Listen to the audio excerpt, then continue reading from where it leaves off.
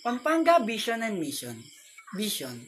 We envision Pampanga as a competitive province that is effective, transparent, and responsive, duly governed and managed by competent and committed human resource, where peace, love, and respect to the environment reign in the heart of every Kapampangan. Mission.